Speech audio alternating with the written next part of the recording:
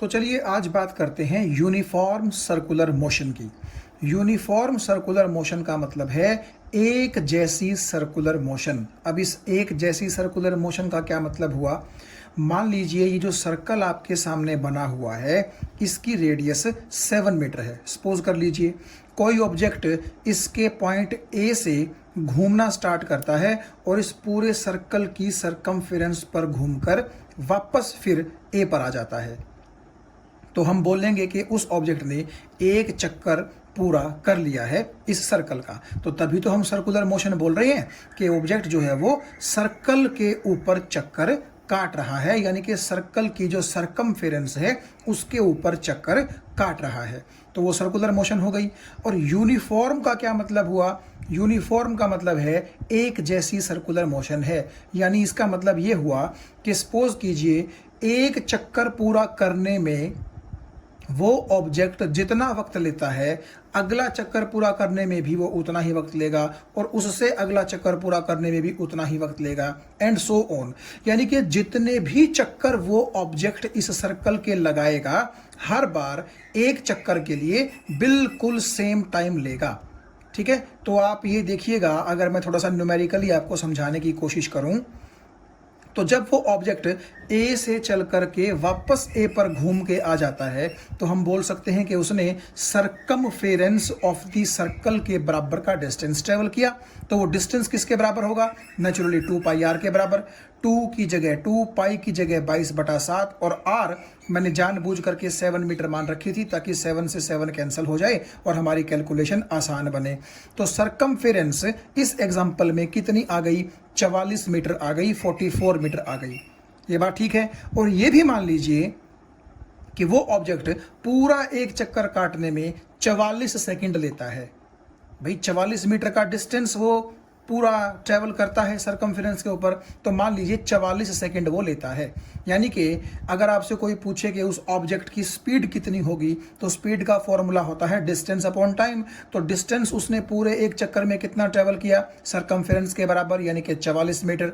और टाइम भी मैंने मान लिया, कितना लिया उसने? 44 सेकंड, यानी कि उसकी स्पीड आ गई 1 मीटर पर सेकंड। यानी कि हर बार वो इस सरकमफेरेंस के ऊपर 1 मीटर का डिस्टेंस ट्रेवल करने में 1 सेकंड लेता है। यानी कि पहला 1 मीटर 1 सेकंड में, अगला 1 मीटर 1 सेकंड में, अगला 1 मीटर 1 सेकंड में, एंड सो ऑन। और कुल मिलाकर के आप ये देखिए, अगर एक चक्कर वो पूरा घूम ले, यानी कि 44 मीटर का डिस्टेंस उसने घूम लिया, क्योंकि सरकमफेरेंस आपकी 44 मीटर है, तो उसमें उसने कितना वक्त लिया? 44 सेकंड लिया। मैंने ये मान लिया है, सिर्फ सहूलियत के लिए मान लिया है कि रेडियस जो थी वो 7 थी, उस हिसाब से सरकमफेरेंस 44 आ गई और मैंने टाइम भी 44 ही मान लिया ताकि स्पीड में भी हमें कोई ज़्यादा कैलकुलेशन करना ना पड़े। तो आप देखिएगा, मैं अगर फिर से आपको बताऊं कि पहली बार पूरा सरकमफेरेंस यानी कि 44 मीटर चलने में उसने कितना सेकंड लिए? 44 सेकंड लिए। अगली बार भी चक्कर काटने में सपोज करो 44 सेकंड लिए, अगली बार भी 44 सेकंड, अगली बार भी 44 सेकंड, अगली बार भी 44 सेकंड। तो हर बार आप देखिएगा एक चक्कर पूरा करने में वो एक जैसा ही वक्त ले रहा है। और चक्कर वो किसके लगा रहा है? सर्कल के। तो इसीलिए उसकी मोशन को तो क्या बोल दिया जाएगा? Circular motion.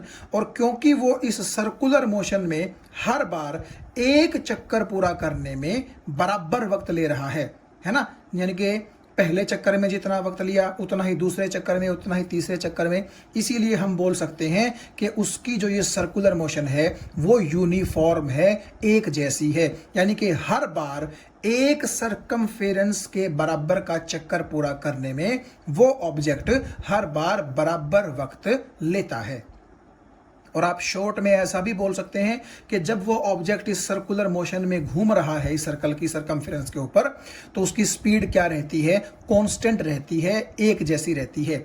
यानी कि 1 मीटर चलने में 1 सेकंड लेगा, या आप बोल लीजिए कि 44 मीटर चलने में 44 सेकंड लेगा। कभी भी ऐसा नहीं होगा कि वो अपनी स्पीड घटा ले या फिर बढ़ा ले, एक जैसी कांस्टेंट स्पीड से वो इस सर्कुलर के ऊपर मोशन करता रहेगा। इसी को बोला जाता है यूनिफॉर्म सर्कुलर मोशन।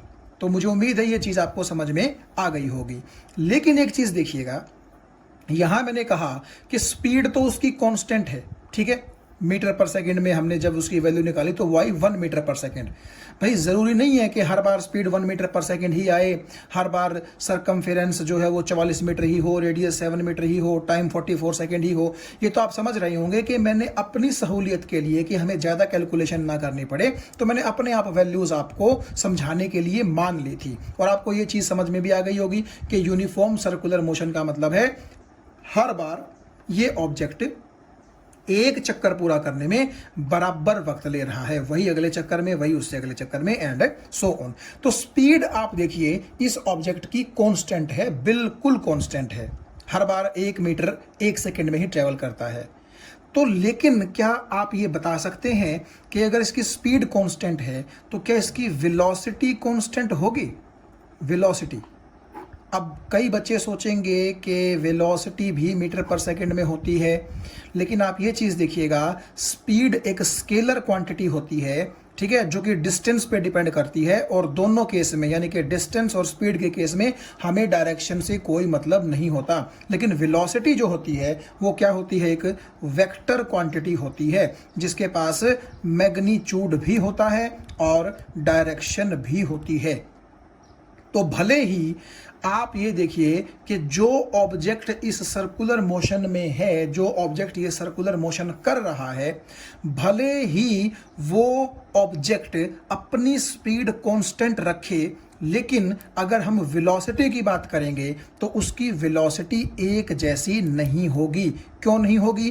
क्योंकि वेलोसिटी एक वेक्टर चीज़ होती है, जो मैग्नीट्यूड भी जिसके पास होता है और डायरेक्शन भी जिसके पास होती है। और अगर कोई ऑब्जेक्ट सर्कुलर मोशन कर रहा है तो वो ऑब्जेक्ट हर पॉइंट पर अपनी डायरेक्शन चेंज करता है। अगर ये चीज़ आपको समझ में नहीं आ रही है तो मैं थोड़ा सा एग्जाम्पल्स की हेल्प से इस चीज़ को आपको क्लियर करता हूं। तो यहां आप देखिए, आपके सामने 1 2 3 4 मैथमेटिकल शेप्स हैं। ये शेप है रेक्टेंगल की।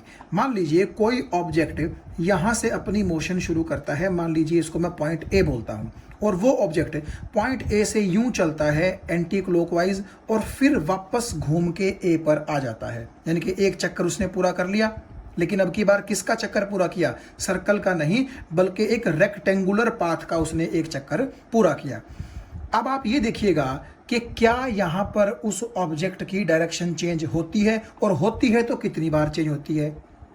आप शायद समझ रहे होंगे, इस रेक्टेंगल की 4 साइड होती हैं, 1 2 3 4, तो 4 बार ही इसकी डायरेक्शन चेंज होगी। देखिएगा, जैसे सपोज कीजिए इस ऑब्जेक्ट ने पॉइंट ए से नीचे की तरफ चलना शुरू किया, तो आप ये देखिएगा कि जब वो नीचे चल रहा होगा तो आपकी चलते वक्त डायरेक्शन नीचे है, लेकिन उसको यहां पर मुड़ना पड़ेगा। तो पहली बार तो डायरेक्शन का चेंज यहां हो गया कि नहीं हो गया?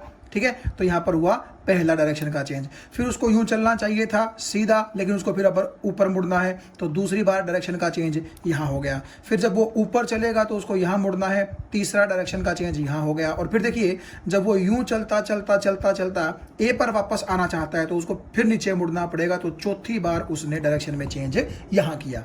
तो आप एक बात बताइए मुझे, मान लीजिए कि वो ऑब्जेक्ट भले ही ए से चल करके वापस ए पर आने में हर बार बराबर वक्त लेता है। सपोज कीजिए कि वो काफी सारे चक्कर लगाता है और हर चक्कर में वो सेम टाइम लेता है, ठीक है, तो इसका मतलब है कि उसकी स्पीड तो कांस्टेंट है। लेकिन आप एक चीज देखिएगा कि उसने भले ही अपनी स्पीड कांस्टेंट रखी हो, लेकिन डायरेक्शन तो 4 बार चेंज की ना, पहली बार, दूसरी बार, तीसरी बार, चौथी बार। तो जब डायरेक्शन बार बार चेंज हो रही है तो क्या आप ये कह सकते हैं कि वेलोसिटी यहां पर कांस्टेंट होगी?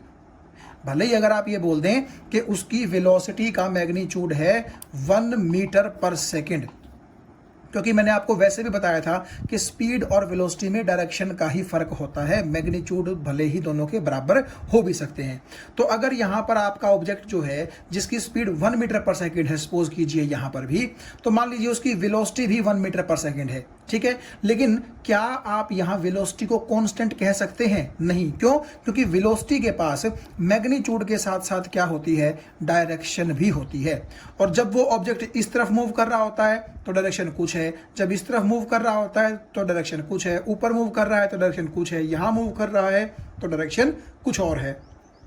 तो डायरेक्शन तो 4 बार चेंज हुई है। इसका मतलब ये हुआ कि वेक्टर चीज में तो आप मैग्नीट्यूड में चेंज कर दें तब भी वो चेंज हो जाएगा, डायरेक्शन में आप चेंज कर दें तब भी वो चेंज हो जाएगा। तो यहां पर भले ही मैग्नीट्यूड एक जैसा रहा है, ठीक है, भले ही वो यूनिफॉर्म मोशन कर रहा है, लेकिन क्योंकि डायरेक्शन वहां पर चेंज हो रही है, इसीलिए हम बोलेंगे कि वेलोसिटी जो है वो क्या हो रही है, लगातार चेंज हो रही है। आप यहां देखिए एक पेंटागन है आपके पास, तो जब 4 साइडों वाली मैथमेटिकल शेप में 4 बार डायरेक्शन चेंज हुई थी, तो 5 साइडों वाली मैथमेटिकल शेप में डायरेक्शन कितनी बार चेंज होगी, 5 बार। आप देख भी सकते हैं अपने आप। और यहां पर ये एक हेक्सागन है, हेक्सागन में 1 2 3 4 5 6 साइडें हैं, तो यहां पर कितनी बार डायरेक्शन चेंज होगी, 6 बार डायरेक्शन चेंज होगी।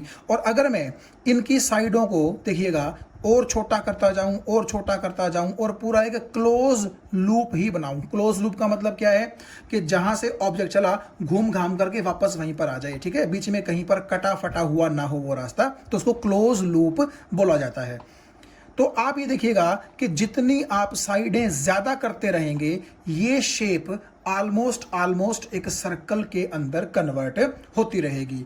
तो नेचुरली आप सर्कल को क्या बोल सकते हैं कि सर्कल की तो 1 2 3 4 5 6 पता नहीं कितनी सारी इनफाइनाइट साइड्स हैं, छोटी छोटी। और नेचुरली आप ये देखिए कि जब 4 साइडों में 4 बार डायरेक्शन चेंज है, 5 साइडों में 5 बार डायरेक्शन चेंज है, 6 साइडों में 6 बार डायरेक्शन चेंज है, तो यहाँ पर तो आप बता ही नहीं सकते कि कितनी सारी साइडें हैं सर्कल की, इनफाइनाइट साइड्स होती हैं उसकी। तो इसका मतलब है यहाँ पर तो इनफाइनाइट बार डायरेक्शन क्या हुई होगी, चेंज हुई होगी। तो भले ही मैं वही बात बोल रहा था आपसे कि कोई ऑब्जेक्ट सर्कल में अगर घूम रहा है, ठीक है, तो भले ही उसकी स्पीड कांस्टेंट हो, लेकिन उसकी वेलोसिटी कभी भी कांस्टेंट नहीं हो सकती। क्यों? क्योंकि सर्कुलर मोशन करते वक्त हर पॉइंट पर उसकी डायरेक्शन कुछ और होती है, और जैसे ही डायरेक्शन चेंज होगी वेलोसिटी भी क्या हो जाएगी, चेंज हो जाएगी। जैसे कि मान लीजिए आप सर्कुलर मोशन में ऑब्जेक्ट एंटी क्लॉकवाइज मूव कर रहा है, यूं, आपको बात समझ में आ गई। क्लॉकवाइज का मतलब होता है जिस डायरेक्शन में घड़ी की सुइयां चलती हैं, और एंटी क्लॉकवाइज का मतलब होता है घड़ी की सुई के उल्टी डायरेक्शन में। तो आप ये देखिएगा, ये एंटी क्लॉकवाइज डायरेक्शन मैंने ऑब्जेक्ट की ली है। तो सपोज कीजिए आप वो ऑब्जेक्ट चलता चलता चलता यहां आ गया, तो यहां पर उसकी डायरेक्शन कहां होगी, आप देखिएगा वो ऑब्जेक्ट क्योंकि एंटी क्लॉकवाइज चल रहा है, तो यहां पर हम इस पॉइंट पर क्या ड्रॉ कर देंगे, एक टेंजेंट ड्रॉ कर देंगे जिसकी डायरेक्शन आपकी इस तरफ होगी।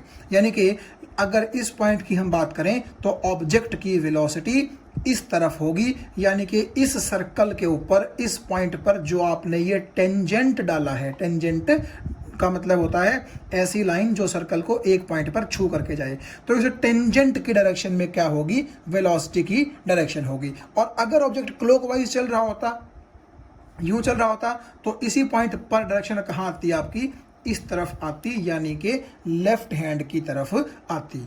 तो वेलोसिटी की डायरेक्शन सर्कुलर पाथ के किसी भी पॉइंट पर कहां होती है, उस पॉइंट पर डाले गए टेंजेंट के अलोंग होती है। तो ये आप देखिएगा कि ऑब्जेक्ट जो है आपका वो एंटी क्लॉकवाइज चल रहा है या फिर क्लॉकवाइज चल रहा है, उस हिसाब से आप वेलोसिटी की डायरेक्शन उस पॉइंट पर बता सकते हैं। तो चलिए फिर से हम मानते हैं कि हमारा ऑब्जेक्ट एंटी क्लॉकवाइज चल रहा है, और वो ऑब्जेक्ट यहां से चलते चलते चलते सपोज कीजिए यहां पहुंचा, तो इस पॉइंट पर उसकी डायरेक्शन कहां है मोशन की, इस पॉइंट पर आप टेंजेंट ड्रॉ कर दीजिए, यूं ऊपर की तरफ है। फिर वो चलता चलता सपोज कीजिए यहां पहुंचा, तो यहां डायरेक्शन कहां आएगी, इस तरफ आएगी। फिर वो चलता चलता यहां पहुंचा, तो यहां पर डायरेक्शन कहां आएगी, नीचे की तरफ आएगी, ठीक है। फिर कोई आपसे पूछेगा चलता चलता वो यहां पहुंच गया है, तो यहां पर टेंजेंट आपका इस तरफ आएगा, यहां पर टेंजेंट आपका इस तरफ आएगा, यहां पर टेंजेंट आपका इस तरफ आएगा, यहां पर टेंजेंट इस तरफ आएगा। तो देखिए अलग अलग डायरेक्शन में टेंजेंट जो है वो डायरेक्टेड है। इसका मतलब है कि हर पॉइंट पर यहां यहां यहां यहां कितने भी आप इनफाइनाइट पॉइंट ले लीजिए सर्कल पर, हर बार डायरेक्शन क्या होगी, डिफरेंट होगी। और क्योंकि डायरेक्शन डिफरेंट है, इसीलिए अगर मैग्नीट्यूड वेलोसिटी का सेम भी रह गया, ठीक है, सेम भी रह गया, तो भी डायरेक्शन के चेंज होने की वजह से वेलोसिटी क्या बोली जाएगी कि चेंज हो गई है। मतलब आप ये सोचिए ना कि इस सर्कल की भी सरकमफेरेंस 44 मीटर है, और पूरी सरकमफेरेंस चलने में ऑब्जेक्ट मान लीजिए 44 सेकंड ही लेता है, पिछली बार की तरह ही। तो अगर यहाँ पर वेलोसिटी की हम बात करेंगे तो वेलोसिटी का मैग्नीट्यूड तो यहाँ पर भी कितना आएगा इन कैलकुलेशंस के हिसाब से 1 मीटर पर सेकंड ही आएगा, ठीक है। लेकिन क्योंकि वेलोसिटी में डायरेक्शन जुड़ जाती है तो हम क्या बोलेंगे, इस पॉइंट पर डायरेक्शन यहाँ होगी, इस पॉइंट पर यहाँ होगी, इस पॉइंट पर यहाँ होगी, इस पॉइंट पर यहाँ होगी। तो अलग अलग पॉइंट पर डायरेक्शन अलग अलग है ना, तो हम ये बोल सकते हैं कि हर पॉइंट पर डायरेक्शन कंटिन्यूअसली चेंज हो रही है। तो जब डायरेक्शन ही चेंज हो रही है तो वेलोसिटी भी क्या हो रही होगी, चेंज हो रही होगी जरूर, भले ही उसका मैग्नीट्यूड कांस्टेंट रहे। और आप ये जानते हैं कि अगर वेलोसिटी चेंज हो रही है तो हम बोलते हैं कि एक्सेलरेशन वहां पर है, क्योंकि एक्सेलरेशन होने का ही मतलब ये होता है कि वेलोसिटी क्या हो रही है, चेंज हो रही है। आप ध्यान से सुनिएगा, मैं स्पीड की बात नहीं कर रहा, मैं वेलोसिटी की बात कर रहा हूं, ठीक है। तो आप ये कह सकते हैं कि अगर एक ऑब्जेक्ट यूनिफॉर्म सर्कुलर मोशन कर भी रहा है तो भले ही उसकी स्पीड कांस्टेंट हो, उसकी वेलोसिटी का मैग्नीट्यूड कांस्टेंट हो, लेकिन डायरेक्शन जो है क्योंकि वो बार बार चेंज हो रही है इसलिए वेलोसिटी कांस्टेंट नहीं होगी, वेलोसिटी बार बार चेंज कर रही होगी। और अगर वेलोसिटी चेंज कर रही है तो हम बोलेंगे कि उस ऑब्जेक्ट के अंदर एक्सेलरेशन जीरो नहीं है बल्कि कुछ ना कुछ है। तो आप ये बोल सकते हैं कि यूनिफॉर्म सर्कुलर मोशन जो है उसमें क्योंकि वेलोसिटी चेंज होती है, इसका मतलब है कि उसके अंदर यानी कि यूनिफॉर्म